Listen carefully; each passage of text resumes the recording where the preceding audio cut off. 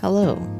If this video has come across your feed, then it has materialized right when you needed it to. Now, for the sake of this video, I'm going to try to cut it a little bit short in the intro, just because this was such a long analysis that I did that it's just going to have to be split, unfortunately. Because my channel is so small right now, for the sake of new viewers that might not be willing to invest a lot of time in my videos because they don't know me, I figured the best thing to do would be to split the video. But just as a little rundown, if you're new here, hi, I'm Spencer, and this is Real Television, where I analyze movies for symbolic things in addition to spiritual insights that I have found in those stories that have either helped me or remind me of things that have helped me in my life, and how that could probably help you if you decide to implement it. Feel free to share your good news, as always, in the comments. I'm trying to build a community where people can support each other in the good and the bad things that are happening in their lives,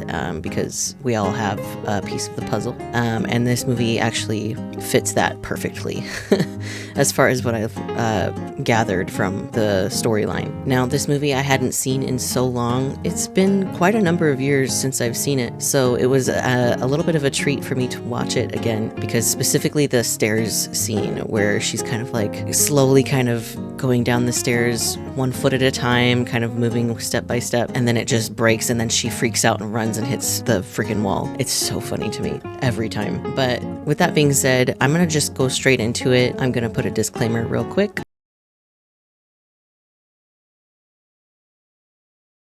I will say, though, before we start, that I would recommend, keeping this on in the background if at all possible. If you're too busy to watch the screen, or if you've already seen Spirited Away, you don't need to necessarily watch the video. You can always just listen to it. This is just going to be more of a video essay / podcast type of series. So with that being said, just keep that in mind as we move forward.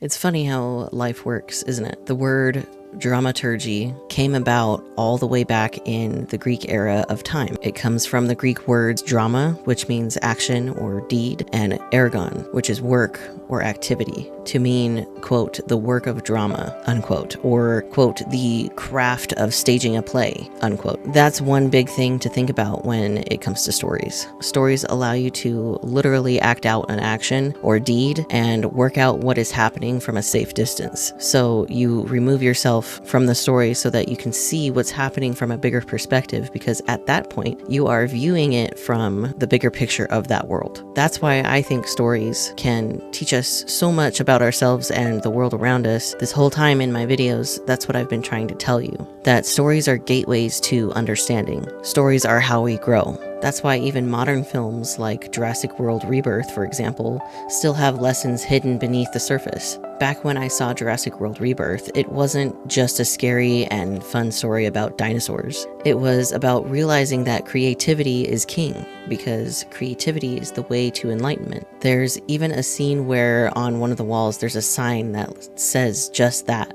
It says, "Creativity is king." Plus, there was a 444 on a license plate in the film as well when they were trying to recruit someone else for the mission. 444 can just be a number, but to me it means divine guidance, support from my spirit team, and a strong foundation is being built in my life. That's what I'm trying to do here, I guess. Recruit those of us who are ready to really change the world and build a stronger foundation than what we have right now. First your own, and then others. All while showing you how I overcame my challenges and how much work I still have to do, starting within and then without. But that word without doesn't mean lack. It means to me to spread what you have within outward, with-out. That's how it really should be spelled, in my opinion, or at least have it listed as another version of it in a dictionary somewhere with a dash in the middle. That invisible dash of freedom hidden in the words, and in turn the stories that spellbind us are their own guides keys to life, just different versions, different portals to lessons we didn't know we needed. What I'm trying to say is that we need to give a part of ourselves to the world to improve it. Each person has a place, no matter how big or small, in the grand design of things, the greatest drama in the world. Everyone has a role to play. Sometimes you're given a role that has flaws and setbacks, but it's up to you to find out how you would personally overcome that set of challenges. Speaking of challenges, enlightenment doesn't have to be some otherworldly thing either. It can start grounded. You can start with logic, but eventually you get to a point where logic doesn't get you anywhere. Some of us treat life like a video game, letting certain feelings guide us. Sort of how video games guide you through the game using either green like Alien Isolation, one of my personal favorites, and yellow like in Resident Evil Village or any of the Resident Evil games. Each color corresponds to an inner truth. Each word has its own meaning. Each song, story, book, or movie has a lesson for you. You just need to do one thing, and that's pay attention and act accordingly. For the remainder of this episode, I'll go scene by scene on what I was able to gather from this story. I searched online when something came up that I didn't understand or have any experience with, like Japanese culture or religious items. That's what we all need to do. We need to dissect stories because you never know what you'll learn from the things you love most. It might not sound clean like this beginning part, but I was channeling this for hours. A 2-hour movie took me almost a full day to figure out, pausing every few seconds because I downloaded new information from Spirit. The beginning, where Chihiro is laying down in the backseat holding some flowers as if she's dead and sad, reminds me of how I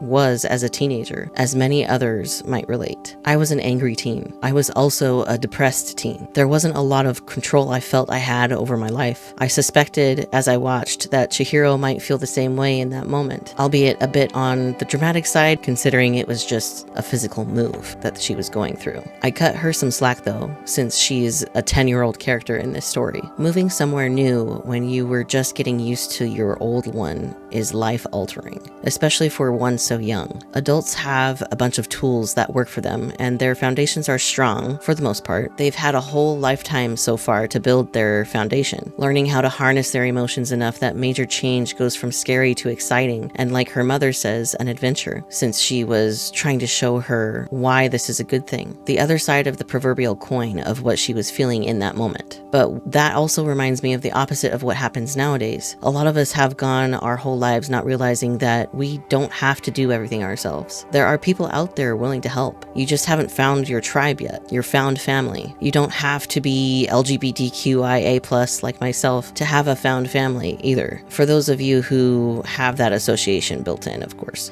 I used to think just like that when I started out in life. I was given a foundation through Mormonism, and I found that didn't work for me. It crumbled at every step I took. I was a living, breathing conundrum. And like I said in previous episodes, I felt cursed, like a werewolf, bound by rules, but desperate to get out, but feeling like if I ever got out, I'd ruin everything, and people would hate my wild, natural behavior. I was afraid to be myself despite the role I was given, because I was the person that was always there, someone always helping out, whether that's with chores around the house, which I was never any good at, or helping my mom with odd jobs that I went with her to when times were tough. I had hidden myself away inside. That's the lesson I took from that scene, that we can't hide ourselves away when we are deemed too much. We can dress ourselves up in whatever costume others imagine for us, but in the end, the best version of you is not a costume. It's your job to be yourself at the end of the day. Going back to the jobs I helped my mom with, I wanted to speak anecdotally so that I can hopefully paint a different picture in case it's not coming across correctly what I'm trying to say. I helped her with at least 2 side jobs that I can remember, but one of them was helping with cleaning and putting up Christmas trees at a major hotel branch, a DoubleTree hotel. Not sponsored, by the way. And I really enjoyed it, even though I would come home with her and have scratches up and down my arms from the branches because the trees were so rough. That's sort of how change feels. Sometimes you're given a job, but when you try to do that job, it's uncomfortable and sometimes painful. You had to stick your arms inside and flatten out all of the branches and spread out all the twigs on each one so that it looked like a natural pine tree. Then you had to stick your hands back in when you needed to put it on its stand. But I really enjoyed wrapping the empty boxes at the end of each tree because that's where I learned how to basically wrap a perfect package. There's no such thing as perfect. but that's where my perfectionism came in. Having to do jobs like that and making sure it looked good for a bigger company, and it's just kind of embedded in my mind that it was the most important thing, to do a good job and nothing else, because that's what we were getting paid for. Of course, it was my mom getting paid, but I got $20 every time, so it was cool with me at the time, which I promptly spent. It just goes to show what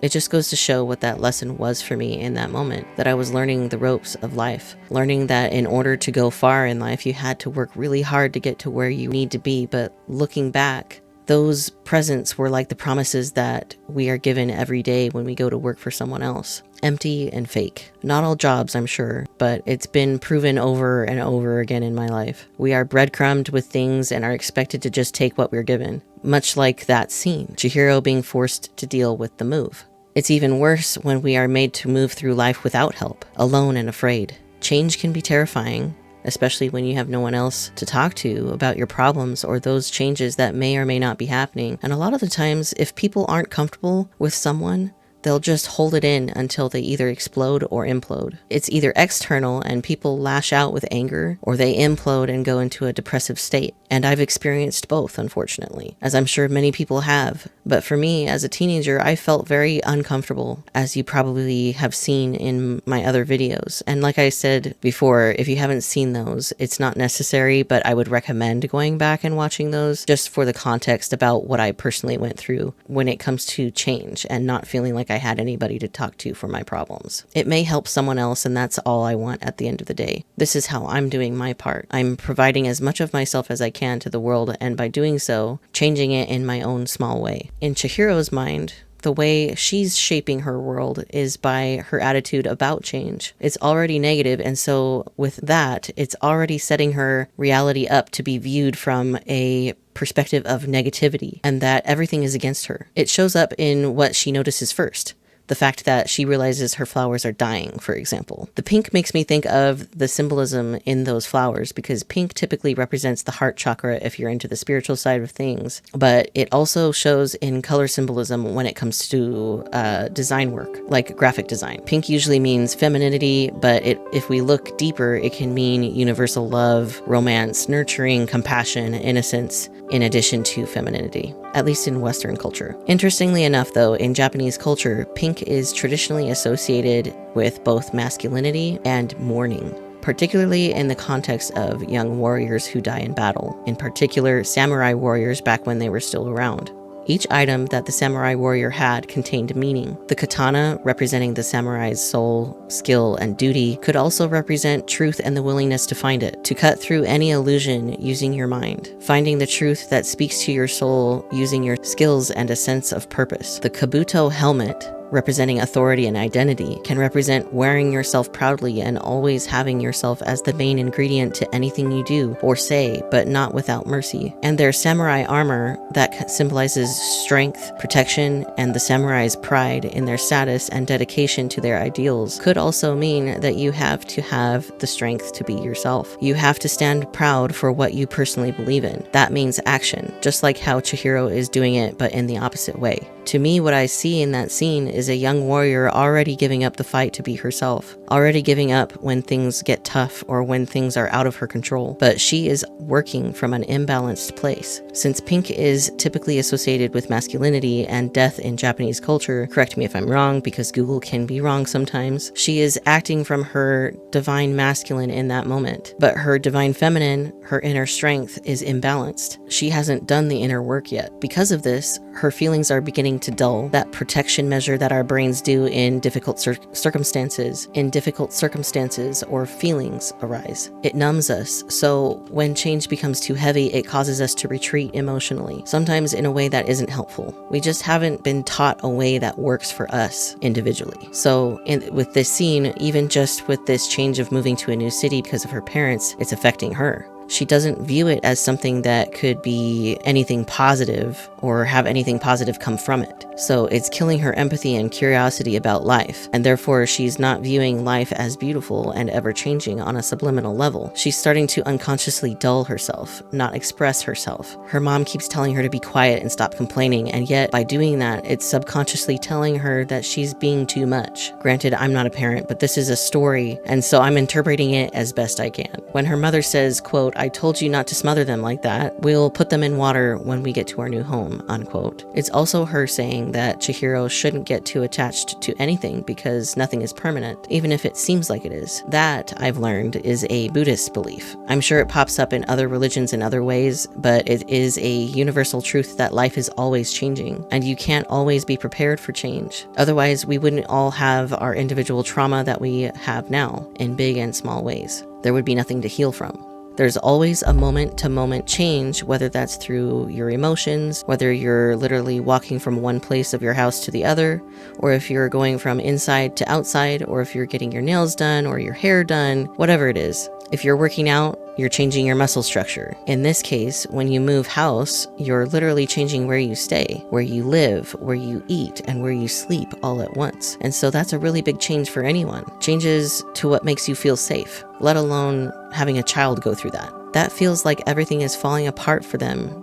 And in a way it is. Their foundation of what life is like crumbles when you uproot to a new place, like I said before. Child or adult, sometimes people don't see the value in something that another person does. In this case, Chihiro doesn't see the value in moving and isn't really being assured in the way that she needs in that moment. She's still getting used to the fact that change is a constant in life. The flowers dying in this case is one of Chihiro's first experiences with change on a personal level, other than the move itself. In the next part, where Chihiro complains that she didn't get a bouquet from her dad even though it was a single rose, and then she complains that the flowers that she did get was a goodbye present, which she deemed as depressing, is just an example of how her mindset is working right now, like I mentioned before. It just goes to show that being grateful for what you have right now in this moment is more important than what you wish you had, because at the end of the day, when we focus on what we don't have, that takes away our happiness, our inner light. It dims it to the point where if it gets bad enough, it can be snuffed out to where you have no happiness left. And sometimes that can drive people to do things that they will regret and might not make it out of. And as much as I have a personal disdain/indifference for Harry Potter,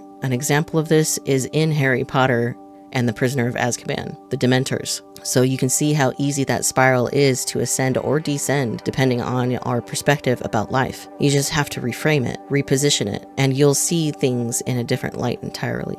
While outside circumstances can change without warning, we always have a choice on what we can focus on changing within us, because what we naturally focus on first is the one that we were taught, not the one that we naturally want to go to. For example, if you catch yourself thinking negative thoughts about yourself all the time, and you start to wonder, why do I say this about myself? It always makes me feel like crap. That will lead you to an answer. If you continue to ask yourself questions, eventually you get to the point where you start to wonder, how do I stop doing that? Because I'm tired of feeling like crap. And then you start either saying affirmations or correcting your thought after it happens, because at first you'll have it happen and then you'll catch it. The more you catch it, the more you start to have less and less thoughts as you blast them back from where they came from. Like you're a batter in Major League Baseball. But you can't just throw it away and not expect it to come back. You have to start replacing it with something positive, even if it's uncomfortable at first or if it feels untrue. That took me a very long time to do. I used to think that I was ugly, or that I wasn't smart, or that I didn't have anything going for me, or that my talents weren't useful. But let me tell you, there's an example that happened in my life that I want to talk about that shows how that starts on the inside. There was a point in time where I, as many other kids probably were back in the day, was afraid to raise my hand in class, especially my math class. It was like clockwork. Every single year I had a math teacher that was getting ready to retire, so they didn't care. And then when they were out of class or didn't feel like teaching, they would always get a substitute, and that substitute would either be a fellow student, which has happened unfortunately, or it would be a substitute teacher that was just atrocious and rude. Not always. There's been some amazing subs in my life, don't get me wrong, but it was more often than not in my case. I had talked with my mom the night before about this fear that I had, and finally got the courage to do it the next day. And when I did and thought I had the right answer, The substitute teacher that day made the biggest fuss about it in front of everyone. He said, and I remember the first sentence, quote, "That could not be more wrong," unquote, and went into a big speech about how and why I was so wrong about that. I just remember how that first sentence made me feel. I don't remember the rest, but it just made me feel so terrible about myself that I just felt I was never going to get how to do this math stuff. I felt extremely dumb. And I let that be my baseline for math classes for the remainder of my school year and my school career. I knew basic math, but the higher maths that you learn was a whole other beast for me. People have their own issues, and he took this out on me. He knew that he was good at math, but his pride and ego inflated so much that it ended up smothering my light. It ended up probably dimming a lot of my fellow students' light as well, making them afraid to attempt answering any additional questions for the remainder of the day.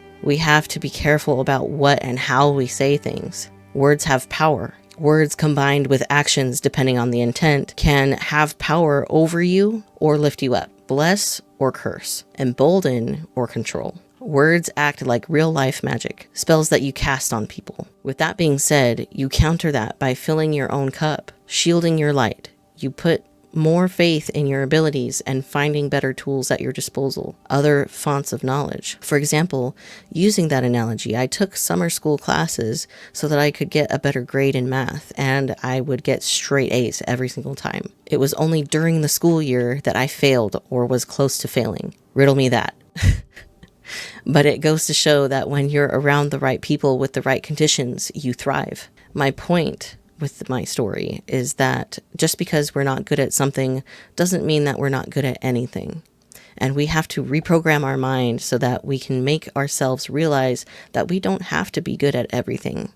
We just have to be good at things that we enjoy. And even then, just find something that you enjoy and something that makes you feel fulfilled. For me, it's this channel. Then all you need to do is do your best with it and share it for others to see. All we can do is try to help those that are trying to better their lives by being ourselves. Going back to the scene at the beginning, though, when Chihiro's mom tells her to stop whining because moving to a new place, she positions it as an adventure. It just juxtaposes Chihiro's mindset of negativity so you can see, without having to do much, just how different her mom's mindset is, and by extension her dad, most likely, because obviously they have probably had to agree to move to a different place, but that's beside the point. That's really the mindset that people need to cultivate, because the more that you have a positive mindset and the more that you express your feelings to people in a healthy way, the more help that you're going to be able to get, and the more that you can start to heal society as a whole, in my opinion, because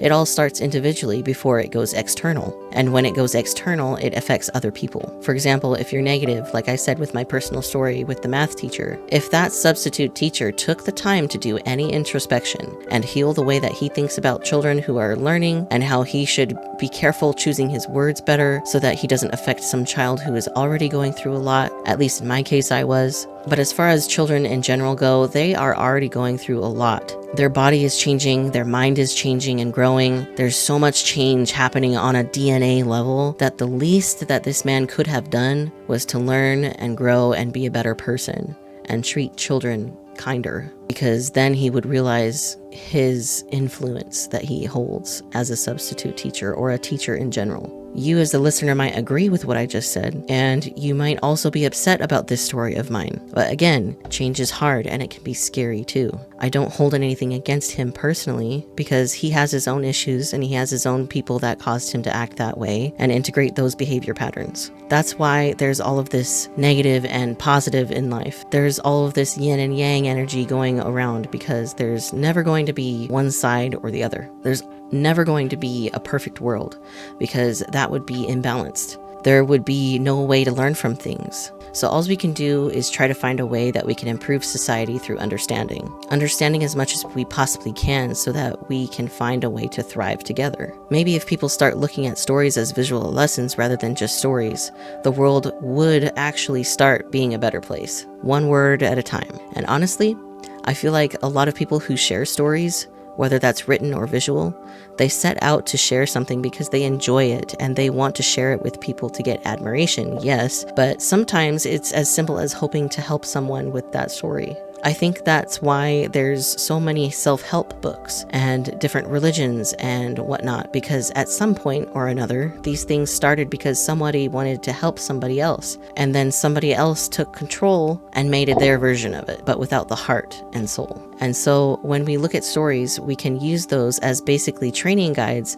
on how we can deal with certain scenarios, even if it's something fantastical. Let's say that there's a story with dragons, for example, just because I love dragons. Let's also say that this story is the House of the Dragon, and maybe the dragon Vermithor is your favorite. You can take a look at the coloration of the dragon and see what that means symbolically. You can take a look at its temperament and see what that means in addition to what it is. We have to treat movies or TV shows like this like guidebooks. It's like a hiking map when you go hiking on a mountain and reading it correctly. It shows you where to go. Now, the section between here and where she's talking to Yubaba was completely lost, but I know that I wrote it down. Clearly, Spirit doesn't want me talking about that portion yet, so we'll move on to the conversation that Chihiro has with Yubaba. When she's talking with Yubaba about getting a job, she's saying all of these negative things to Chihiro, but it's just a test of her endurance. It tests to make sure you know your worth and that no one else can decide for you because of that knowledge. It also shows to Spirit that you'll do anything to take care of yourself. That could mean leaving a job that makes you feel like crap. That could mean getting a divorce. That could mean any number of things, really, as long as it helps you in the long run. Then when Yubaba starts saying her monologue at Chihiro, her eye is literally the size of Chihiro's head and her fingernails are on her throat. She's telling her that this inner journey is going to test you. It's going to be one of the hardest things that you've ever done, and it'll feel like you can't get through it. Are you sure you're up for it? You have to have enough trust, faith, and courage in yourself that you know who you are. You have the power to get through it, even if it's not a lot at the start. Any amount of faith, trust, or courage is enough. It's only that you start that is important. Whatever your reason for starting a spiritual journey or a journey of self-improvement, it will be worth the effort. Now, the mole in the middle of Yubaba's head, and in turn her twin sister Zaniba's, is representative of the third eye, the power of the mind and seeing through things, seeing deeper. It could also represent blockages of the third eye. It's not that moles are inherently blockages or bad. I should know, I have several. I'm just saying that this particular mole in this particular story serves a purpose. Otherwise, they wouldn't have designed her that way. Whether my interpretation is spot on or not, you'll be the judge of that. Because like I said, stories are guides and each guide is viewed differently. And because it's viewed differently, sometimes it overwhelms us when we don't understand it. When Yubaba's baby wakes up in the middle of all of this commotion, it's almost like when someone wakes up to the truth and can't handle it at first. Or when someone is going through life with an entitled attitude. When truth that resonates with someone is too powerful, sometimes those people are triggered. So when the baby starts smashing everything around them, it's like a little self-sabotage behavior. When someone is triggered, they lash out. When they lash out, they are refusing to take a look at why they are reacting that way, removing themselves from their emotions momentarily to see what is going on, not lifting the trap door and only standing on the surface of the stage complaining that there's no one else there. They take it out externally. Sometimes that comes across as harsh words, bullying, harassment, or even violence. I don't think people realize just how true that is, that someone feels entitled to your energy. It's because they're so consumed with how you're so happy or that you're improving your life, it affects them internally. It shows them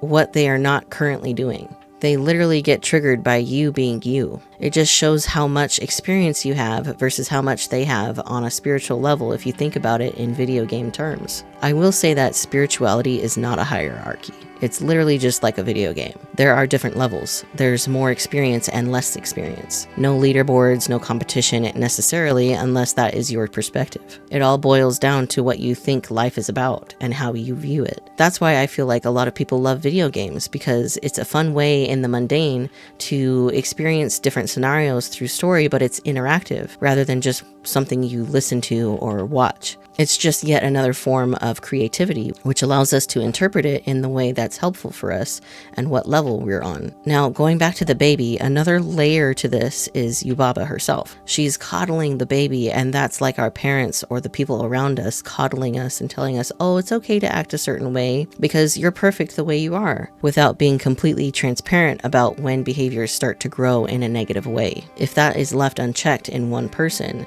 they pass it on to the next person in their family or the people around them. For example, Karens and Richards, sorry for those who are named those names who happen to be watching these videos. If you are named that and you're watching this, I don't think this next part should offend you.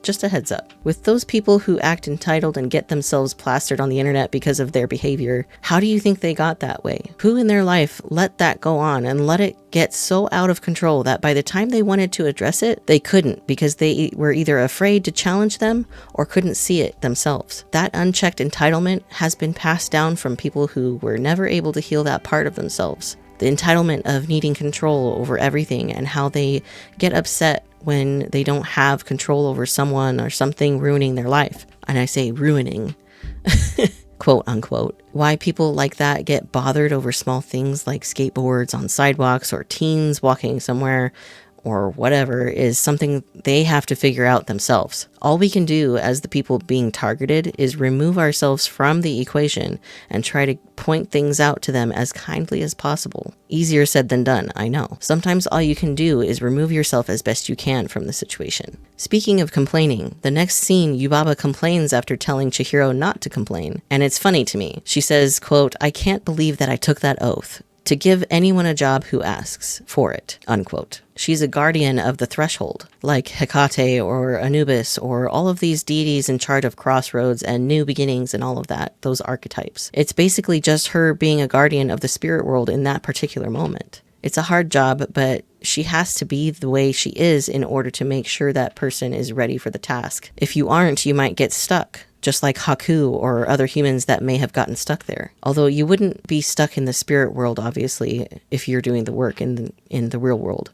It's just you would be stuck on a question in your head until you found the answer. If you think about it, that's stagnation with a purpose. You're using that time to figure out how to get past a hurdle or a wound that was created in the past. Then the next line where she says, quote, "Ridiculous. I hate being so nice all the time," unquote. It just makes me laugh because that's like the easiest thing in the world. But again, she's just acting as an abrasion teacher so that Chihiro starts learning using negativity. It's her learning and being taught through adversity because adversity doesn't always mean financial hard times. It can also be with friends or your own mindset. It's in all these little ways that most people don't think about. These tiny hurdles or tiny anthills that we've turned into mountains. But they lose their intimidating power when we remove ourselves from the equation and see it from a higher perspective. Now, when Yubaba takes Chihiro's name, I looked up her name and was amazed to learn that her name literally is translated to, quote, 1,000 questions, unquote,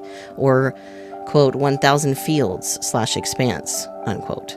It symbolizes abundance and vastness. It also carries apparently connotations of wisdom, gentleness, and generosity. Her name that is given to her by Yubaba after that is the name Sen and means, quote, 1,000, unquote. 1,000 what?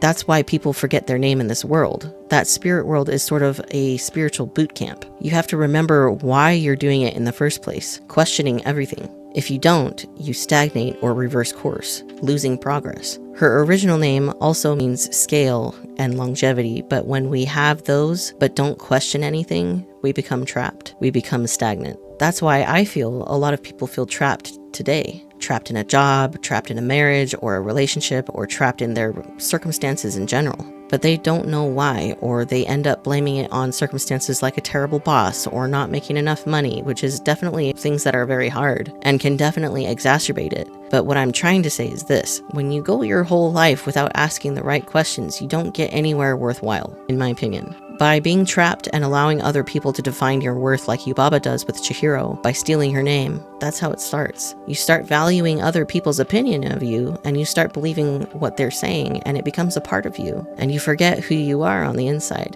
You feel like you're lost and you lost your spark. You lost something you used to have as a child. That's how it felt for me. I felt it happen though. I knew something was wrong. I knew that I had to get it back though, because how I felt was not worth the suffering for the rest of my life. Wish better for yourself first. They say the journey of 1,000 miles begins with the first step, and the first step is healing what is broken on the inside. The next part where Haku starts treating her coldly and negatively is like testing her will to voice her opinion, because at first she's learning and so she doesn't speak up. She shrinks herself because of how no one likes her because she's a human. It's teaching her self-worth, kind of how my whole life personally has felt since the beginning. Like I said before, I felt cursed and like I didn't belong anywhere because no matter what I did, I ended up being too much for one person and not enough for another. But at the same time, I wasn't allowing other people to see past what I thought they wanted to see, which is where my people-pleasing did its worst. I only associated it with the voice though, because Haku does have blue, purple, and white in his outfit.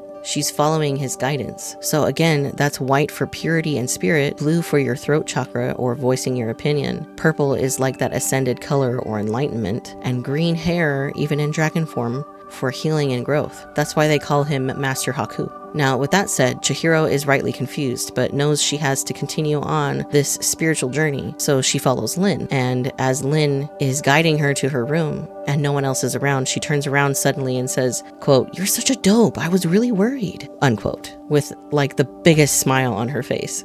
It's exactly what happens when one of your guides is so proud of you for passing a test, but they couldn't show it before because you hadn't passed it yet. Then in the next line where she says, quote, "Now keep on your toes, and if you need anything, ask me," unquote. That's literally what your guides are here for. Your spirit team is there so that when you have questions, they will help you. They are literally there to guide you through challenges, and if you have questions in general. Ask them to help you through hard times by asking them to lift the burden or take away negative energy. You can do that through breathing techniques or visualizing what that might look like leaving your body. I personally imagine black smoke coming out of my body when I exhale and being replaced with gold light when I inhale. I trap the black smoke in a bubble and ask my guides to remove it from me. It's helped a lot, and I highly recommend that if you don't want to do breathing exercises just yet. At least the visualization part helps a lot.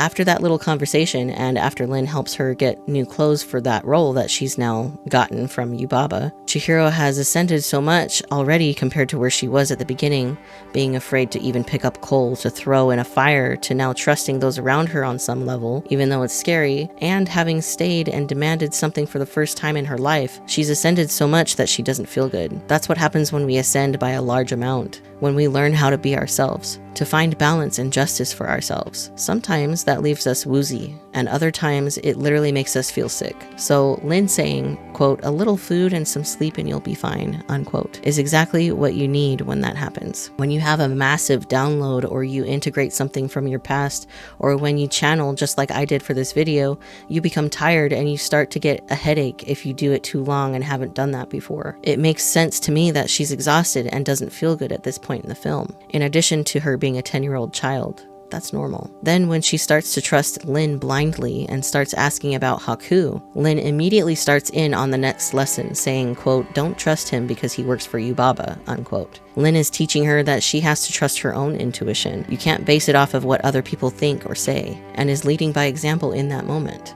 That's like life. When someone is acting their part in life, even if they don't realize it and haven't woken up, they are still playing their role, and it's up to you to learn from it. And it's funny because as I was writing and channeling this, it was showing 11:22 on my clock. But for the sake of the series, just look up what 11:22 means as an angel number if you feel guided. Your spirit team is always going to be there to guide and comfort you, but not always in the way that you expect. The next scene where Lin realizes that Chihiro is crying on the floor is a good example after having just said what she said. She leans down and comforts her instantly. Not only that, but the next scene with Yubaba and her crow with her face on it, and Haku being there seeing them fly off into the sky, reminds me of Odin's ravens, thought and memory. Since she is flying away from the bathhouse, it's like thought and memory don't exist there while they are away. That's why Chihiro almost forgets her name entirely, and how Haku forgot his, because she's literally taking away thought. And so when you take away thought, you take away memory too, because why would you need to remember when you're stuck in the same place and everything is the same? That's why change is so important in life. Adversity and abrasion is important in life, because how else would we learn? Now, how you use those thoughts and memories to learn is important too. The next scene with all of the sleeping workers on the floor, I wanted to talk about how they are really close together. It's symbolic of how much you think you're worth, because when you let someone else control you and dictate what kind of space you can take up and how much money you make or what have you, they'll take as much as they think they can get away with, and as much as you allow them. So for her to be squished in between all of these other people. And that's the physical representation that she's been shown, how she thinks of herself, how small her world is. We have to get to a point that we get uncomfortable in our space that we were given and do something about it, which is where Haku comes in. He finds her and shows her an image of the bridge and tells her to meet him there. Haku is telling her, quote, "I'm going to help you remember how to live," unquote. In addition to that, the way that they shaded part of the blanket that she's under looks like a bird, and it just reminds me again of Odin's ravens, but specifically the raven meaning memory, aka Munin. Haku is asking her to remember why she's here, because if she forgets, she stagnates. And when she stagnates, she will remain there forever. But in our case as humans, we would either stagnate or revert to old tactics or habits. She needs a strong reason to keep going. At the root of it all, that reason should be, when it comes down to it, is pure and selfless love. It's unconditional love as people understand it nowadays, but no one truly knows what that feels like because it's been trained out of us for who knows how long,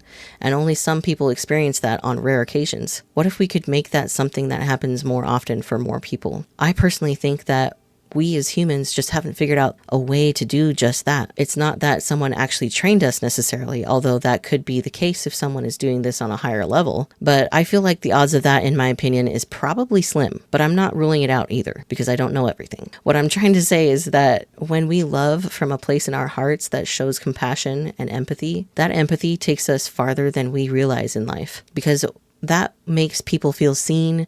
That makes people feel comfortable. That's what universal love is. That's what unconditional love is. It starts with yourself. You have to be loving unconditionally of yourself first. All of your flaws, all of your strengths, all of your weaknesses, and realize that those things are tools, gauges as to where you are in life mentally. In this case, if Chihiro feels like self-worth isn't much, that's just showing her how to change it if she doesn't like where she's at. She can change it. She just has to figure out how by asking the right questions about herself and her surroundings. Her mind, body, and spirit, her emotions, the spiritual and the physical. In that same scene, when she gets up to meet Haku at the bridge, she's wearing pink and blue. Her pink pants have grown from those shorts that she was wearing at the beginning. She's building that foundation of self-love and using it as how she navigates life, hence them being pants. The blue that she's wearing on top is representing how she's starting to embody her own truth. She's starting to embody unconditional love for herself because she's following herself every time. She's choosing to be herself every time. She's choosing to trust herself every time and speak up for herself. I feel like that's how it starts for most people, that they're tired of their circumstances and that they want to change, but they have zero clue how to do that because they've tried everything else. At least that's how it was for me, because I hit my rock bottom. I had no other way to go but up. Granted, I've been protected this whole time just like everybody else is by their spirit team, depending on their choices, of course, because free will is still a thing. But with my circumstances and having protection over having a place to live, that was foundational to everything. I am deeply grateful that I have a place to live right now and do what I do, because if I didn't, I wouldn't be doing this. I wouldn't be able to do this. I wouldn't be able to get this information out there the way that I am. And at the time of writing this, it was showing 11:44 on my clock. Again, if you feel called to find out what that number is and what that means for you, just look up what 11:44 means as an angel number, because for the sake of this video, it's going to take up too much time. Now, when she gets to her yellow shoes, and when you pair that with the pink in her full outfit, she's choosing to be herself brightly. That yellow and pink, it reminds me of the rosy maple moth and how moths and butterflies are usually associated with transformation. With her now wearing pink and yellow, she's embodying self-transformation with the way that I am interpreting it for myself. She's actively improving her self-esteem. She's actively improving how she sees herself, because she's starting to build that foundation within herself rather than relying on external forces completely. For some reason, though, it's also reminding me of Thanos from the Marvel Universe, because essentially our goal in life is to collect all of these different forms of power for ourselves and for other people. But when it's done without heart, without soul, and without balance, it becomes destructive, both on the inner self and the world around us, like I've been saying in previous episodes. Speaking of the colors pink and yellow, now I know why the rosy maple moth was one of my favorite moths. It meant something to me. It represented how I learned throughout my life. These things I've gone through. I used the time at night to illuminate my lessons, the light of the moon, the duality of man with Butterflies being attracted to the sun and moths to the moon, or like any light and darkness, is profound to me. I've always been somebody who's a night owl who does a lot of my thinking at night because that's really the only time that we all have to think clearly for ourselves. Every other moment in the day is jarred by other people and our stagnant routines. In that same scene though, when she turns back and sees that the soot sprites are rejoicing for her, it's like they're congratulating her on getting through the hardest part, which is just starting the journey. Then in the next scene, when she sees No Face on the bridge, it's like they're tempting her to be afraid, for one, and two, considering what No Face represents is greed, they're tempting her to use her self-worth as a reason to be greedy and manipulate people. At least that's how I interpreted it. Because if you give in to that, you're consumed, just like later in the film. All those people are consumed because they take the gold that is produced, and once you're consumed by it, the actions that No Face does, where he just continues to eat everything and everyone, it's that greed unchecked. When we are breadcrumbed, that's all we see, and it makes it hard to get out without external help. Now that we're talking about gold though, we've been taught to value external things. They say that money corrupts people, but in reality, that money is just a tool. We've all agreed that it has value, but at the end of the day, it's just a tool. That's what happens when rich people change. They've forgotten how they got there. They forgot their why. Or they just did it for the wrong reasons and stepped on other people to get there. Either reason doesn't justify the means, in my opinion. They have the tools, and yet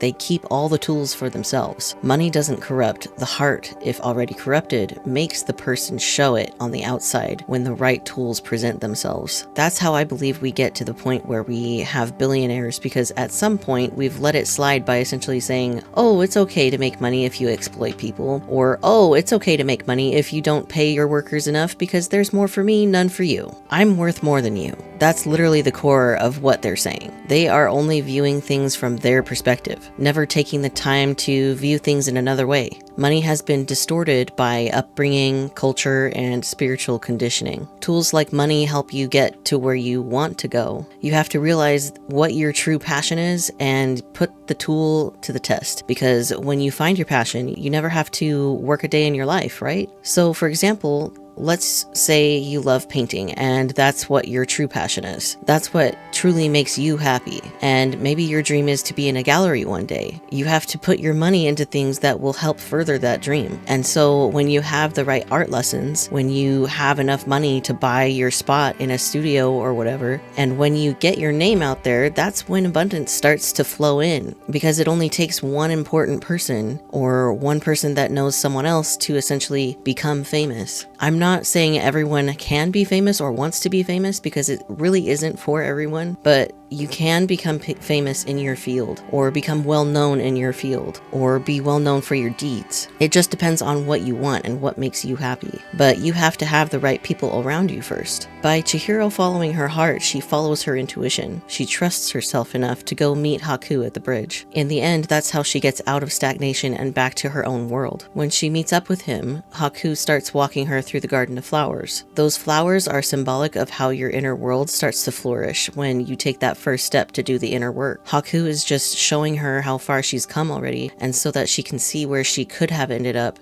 if she let herself stagnate or become greedy without thought and fully forgets herself. She could have ended up as another wanderer in life, someone that is easily controlled and lost. By Haku showing her and telling her about never going to the pigs without him, he's symbolizing that you need protection from stagnation, and protection is change. That's why they say in the spiritual community that rejection is protection. Like, some rules are there because they're important, but a lot of rules that we've made for ourselves as humans, not all, are meant to be broken. When Chihiro sees the pigs, she yells at them, desperate to wake them up and see which ones are her parents. That's what happens when you start reflecting on yourself and seeing the things that you learned and how other people haven't learned those lessons yet. They haven't gotten those experience points yet. They're on a lower level in the game of life. This just reflects my own journey as well. I had to shift my perspective from Chihiro's perspective to Haku's perspective and realize that not everyone's gonna get it. At least not right away. Some people might laugh at me even, which is fine, because if that's their only humor for the day, let it be me. But I genuinely hope that they find true happiness. But they may continue to think all of this is stupid or whatever, and that's okay. All you can do for people like that is to be there for when they have questions or need protection from something or need guidance. All you can do is hold space for them, and when they come to you, when they're ready, just make sure to have some boundaries up when you do. That's why I think stories are a great way to start remembering yourself, because like I said, it's based on human emotion and reactions and different scenarios that people have come up with, whether it's real or imagined. That's the hero's journey, in that you feel like you need to save someone, so that makes you the hero, right? So you're going through your own hero's journey in life. You just don't know the full plot. You don't know what's going to happen during that journey, which brings me to the next part where Haku tells Chihiro that it's up to her to remember which pigs are her parents. He's telling her that she has to have discernment in order to save them, because by not pushing people, which is sometimes what's required, is the best thing you can do for someone. When someone refuses to grow, the best thing to do is nothing and to leave them be. Because of this, she starts crying in the grass. Behind her, though, the symbolism is really strong. There are yellow butterflies flying past her in the foreground, but she's sitting in front of pink flowers. It shows that she's letting herself feel the emotions, because by feeling her emotions and letting herself feel things deeply, she's letting herself be herself, hence the yellow butterflies. Inner transformation, solar plexus chakra energy. Yellow butterflies represent hope, joy, new beginnings, and positive transformation. She's being quote, emotional. She's being, quote, too much, as they say. And it's yet again that same pink and yellow color scheme, in addition to the green plants, that's showing healing by feeling emotion and embodying yourself completely. With Haku standing there next to her, he's acting as someone who holds space for her and doesn't judge her on her feelings.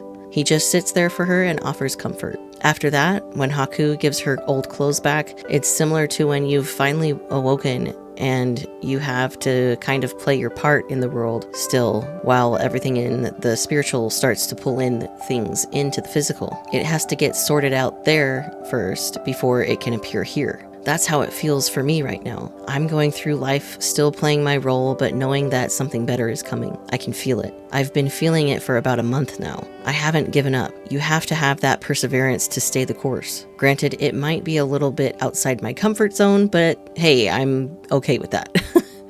That same scene, though, made me tear up because she says, "I can't believe I almost forgot my name." And that for me ties into my trans identity. I had originally chosen the name Leo when I came out because of the character from Charmed. He's a white lighter and a healer, and I had intuitively picked it because of that, looking back. But it still didn't feel right. But when I landed on the name that I have now, I ended up choosing it because it intuitively meant something deep down. When I initially chose Leo, I knew on a soul level what I wanted to do, what I wanted to be seen and heard for. But like I said, even though it felt nice, it just wasn't wholly accurate. The name Spencer means dispenser of provisions or steward. I intuitively picked a name that fits me completely. If I forgot who I was, like at the beginning of my life, I finally remembered. The soul is formless and genderless. I just realized that these limitations of the physical don't need to be stagnant or stuck. I can change it, and so I did the inner work, both in my mind,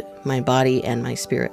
Again, this is part of my personal journey, but it's not everyone's destiny to find out that they're trans, okay? I'm just gonna put that out there. If you're trans, though, and you're listening to this, you may resonate with it. We just happen to be people who realized that I can be what I want and do what I want, and I'm not gonna let anything stop me. That primal rebel energy. We just happen to be extremely sensitive to it, I think.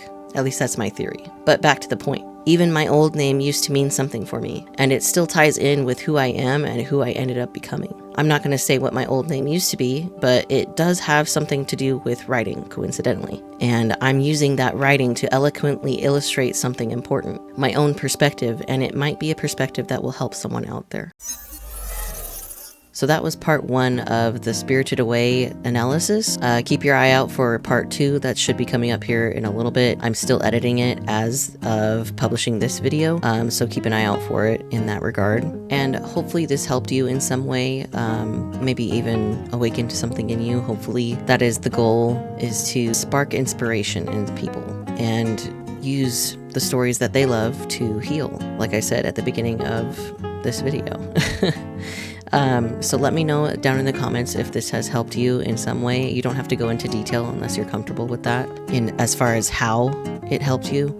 But if you're comfortable with that, I would love to know. And probably some other people might like to know as well. So feel free. But as always, keep your minds and your hearts open.